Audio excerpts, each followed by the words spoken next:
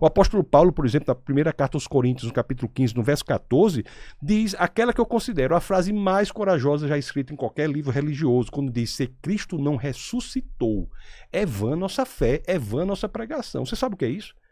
O apóstolo Paulo, que era um intelectual da mais alta estirpe, você sabe disso? O apóstolo Paulo era um filósofo. O apóstolo Paulo era de uma capacidade intelectual invejável. Ele foi treinado aos pés de Gamaliel. E Gamaliel, por sua vez, era neto de Hilel, que foi o fundador da maior escola judaica de todos os tempos. Cara, você sabe demais, mano. Era um cara extremamente capacitado. E o apóstolo Paulo diz assim, olha, se um fato público, incomum, que a ressurreição física de um homem não acontecer, todas as igrejas do mundo, todos os pastores e padres, tudo vão. Olha a coragem dessa pessoa e a convicção que ela tem neste fato histórico, que é a ressurreição física pública de um homem. Pois é, ele fala que se você não acredita na ressurreição, não adianta você ter fé. Não, ele não fala isso não. O que é? Ele fala, se a ressurreição não ocorreu, é um fato histórico, meu querido. Se ela não ocorreu, é vã a nossa fé. Independentemente se nós cremos ou não tem a menor importância. O fato é buscar as evidências. O que é verdade ou falso é independente do que nós cremos. E, por exemplo, assim, ó, se você acredita na ressurreição. Eu tenho evidências históricas para a crença na ressurreição. Eu não consigo acreditar de forma alguma na ressurreição. Mas não eu duvido, assim, eu não acredito que um homem foi esculachado, que ele foi violado, né, que ele foi torturado e 3 dias depois ele levanta intacto. O corpo dele não tá lá mais, vai né? até o reino dos céus. Não, ele levanta intacto, né? Ele aparece para as mulheres, né? Elas tocam ele não tem mais nenhuma ferida ali. Oferece mais para 500 pessoas. Você não crê na ressurreição. Não consigo. Então você tem uma questão... E peço desculpa, tá? Porque eu queria acreditar. Queria acreditar, mas não consigo. Não há nem de perto qualquer motivo para pedir desculpas por uma crença genuína. Mas estamos conversando aqui no âmbito intelectual. O que eu tenho que lhe dizer é o quê? Quando você não crê que a ressurreição ocorreu, você tem que dar conta de algumas coisas.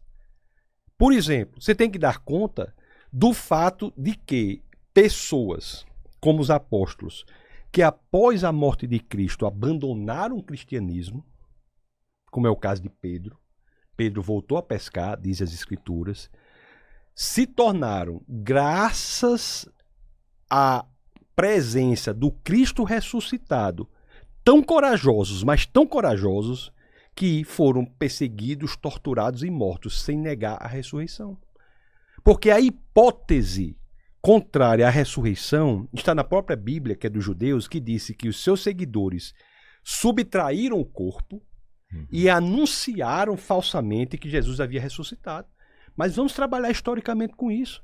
Se os seus seguidores subtraíram o corpo, primeiro tem um problema de justificar como foi que conseguiram fazer isso com os guardas. Os guardas não podem. Segundo, e mais importante do que essa objeção, é justificar como grupo de pessoas se reúnem para propagar uma mentira mundo afora e tem como consequência da propagação dessa mentira sua perseguição, tortura e morte. Uma pessoa pode até morrer, meu querido, por algo que é mentira, mas ela acha que é verdade. Não existe na história da humanidade ninguém que morreu por algo que é mentira e sabe que é mentira. Qual foi o ganho dos apóstolos em terem propagado a ressurreição de Cristo? Isso é um indício histórico muito forte. É o único indício que a gente tem. Há muitos outros. Por exemplo, você mesmo citou um deles, que foram as primeiras testemunhas da ressurreição. As mulheres. As mulheres. Você acha que se colocariam mulheres, se não fosse a verdade, como primeiras testemunhas de um fato nevrálgico, central, visceral do cristianismo, conforme nós vimos que é na primeira Epístola aos Coríntios, capítulo 15, verso 14, qual é o valor do testemunho de uma mulher na sociedade judaica? Nenhum. A mulher não tem testemunho, não vale nada na sociedade judaica. Quem enaltece a condição da mulher é Cristo, no advento da mulher samaritana.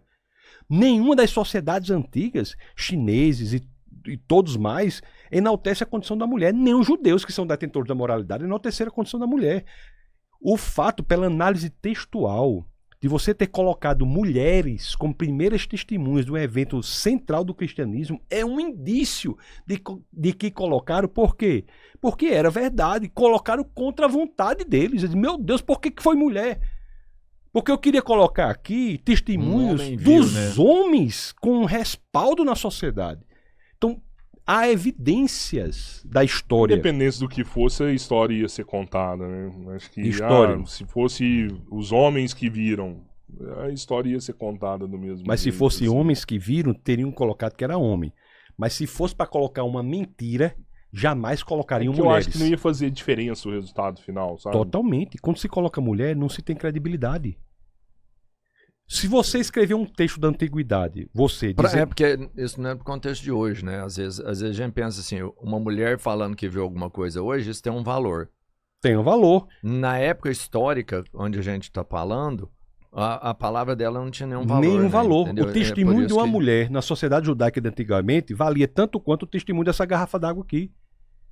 O fato de estarem ali mulheres como primeiras testemunhas de um fato nevrálgico visceral é, pela análise textual, um indício de que aquilo era verdade.